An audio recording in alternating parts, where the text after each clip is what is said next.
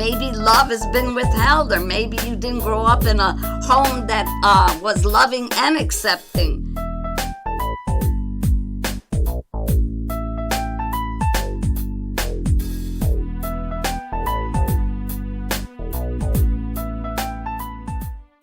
Hey, I'm so happy to have got this podcast up and running again, and I'm happy to be sharing the Dirty Dozen with you.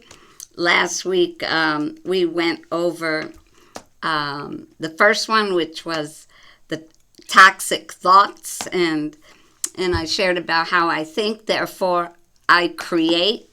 It's kind of a spoof off of Descartes' I think, therefore I am, but it's beyond I am, or it is I am. It's the I am that I am, and he created us in such a way that what we think on and what we dwell on is what we create in our lives.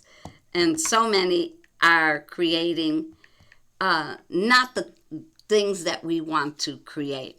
And so I just want to ask, as we go through the premise of this book, Who Switched Off My Brain, following it loosely, but we're going to explore, and we're going to look at for help for those of you that might be feeling discouraged, unfocused, overwhelmed, have unhealthy patterns in your life or your family that you just can't break.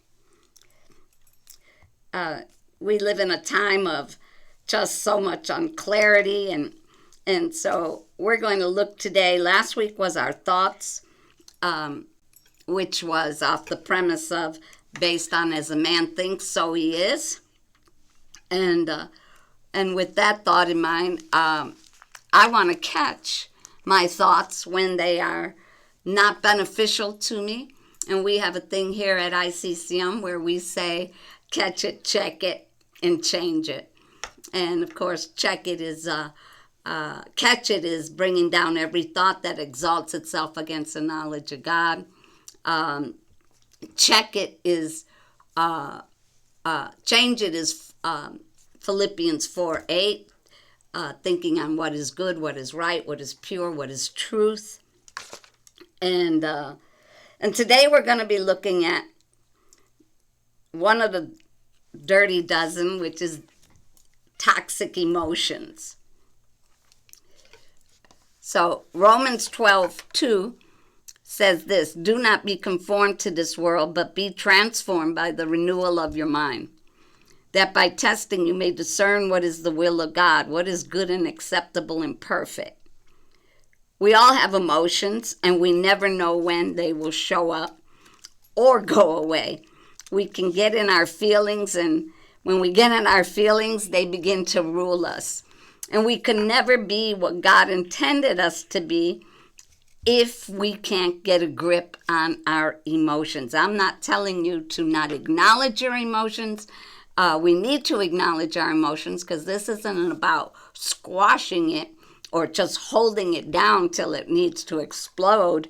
This is about learning what kind of emotions we have and what are the thoughts that lead to those emotions, to those negative emotions that form emotional habits that harm both ourselves and others.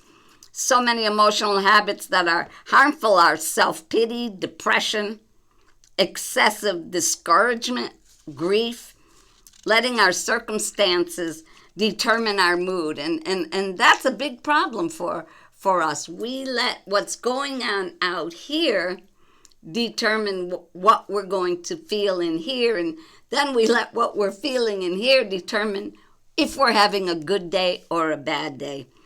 I think we have a little more control than that.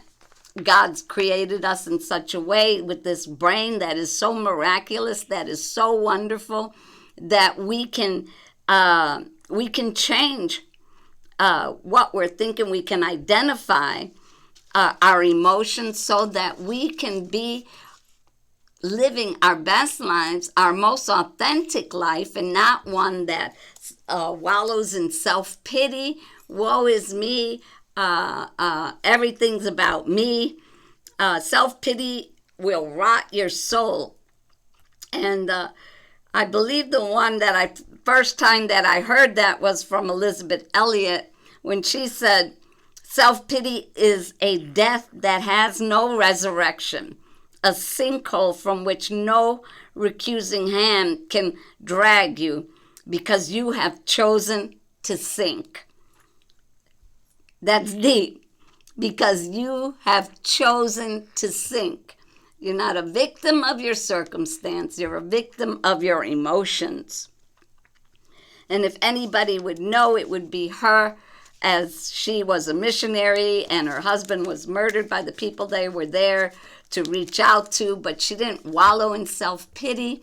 She grabbed hold of that emotion and changed it for good, and became, stayed there, reaching out to the same people, to the same tribe, and many of them came to know Jesus Christ, and many neighboring tribes. So she could not have done what God had her to do if she would have let her emotions control her actions. Psalms 37:8 says, cease from anger and forsake wrath. Do not fret, it only causes harm.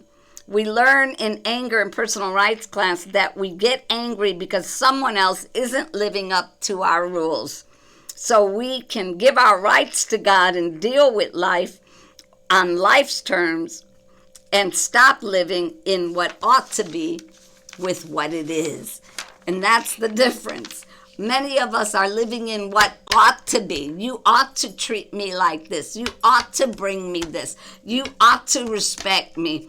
And so in turn, we live in stressed, angry lifestyles that are not beneficial to us, that are not good for us, that has no benefit at all.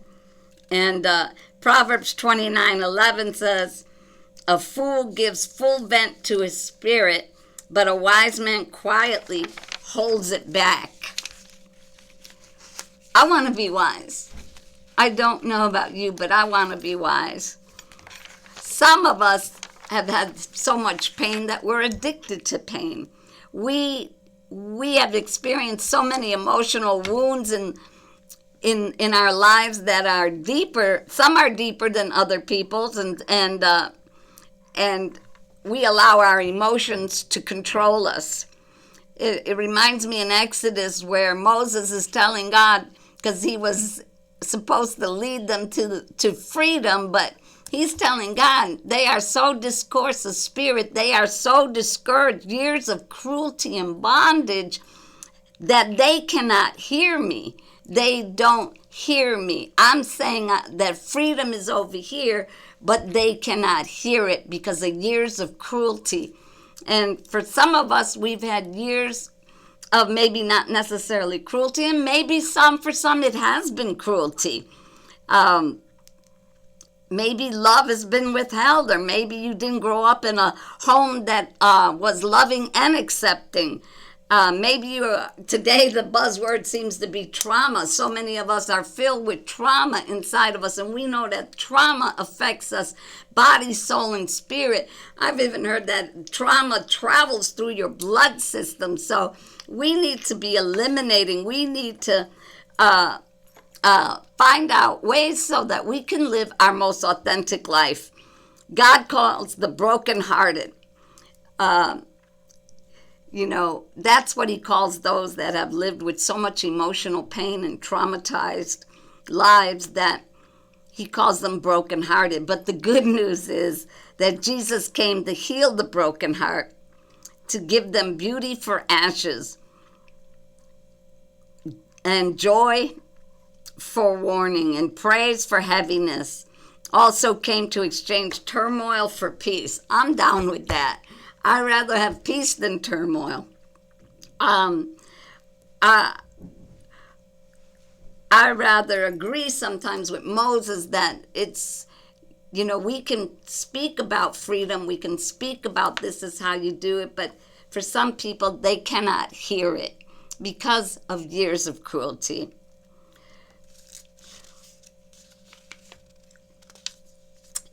Emotional habits that are harmful. For some of us, we eat for comfort when we're upset. So our refrigerator comforts us. For some, it's going shopping. We replace our emotional turmoil with spending money when we're hurting. And others try to buy comfort through using drugs or by drinking or gambling or other destructive behavior to find deliverance. The first step to recognize the truth is to learn to run to God, not to the bottle, not to the pipe, not to the store, and definitely not to the fridge. We serve a God that is a good God, and He loves us with an everlasting love. And I know that He wants us to live our most authentic lives. And so I want to close today with this, Joshua 1:9. Have I not commanded you to be strong and courageous? Do not be frightened and do not be dismayed, for the Lord your God is with you wherever you go. Today, take that with you. The Lord your God is with you wherever you go, no matter what you're experiencing. But let's learn to identify what thoughts are we having that create these negative emotions that tend to rule our lives. I have watched so many people go in vicious circles as they come to the Lord. They stop using drugs, and then something happens where their emotional life from past traumas affects them in the present day. Our lives are in front of us, not behind us, but some people have the inability to stop looking back at the pain and to embrace today instead of what happened yesterday. And so they go in a vicious circle. They go back to the life that they didn't want to live in the first place, but they keep going back because of their emotional bad habits.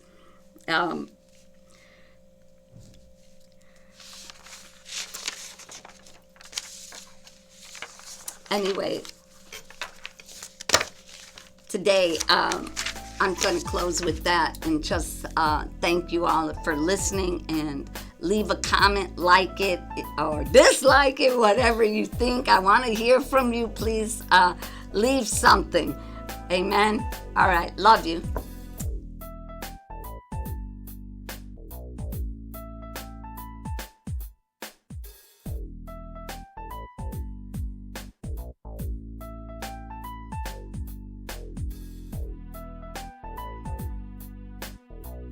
For more information about the Life Center, please go to changingourcity.org.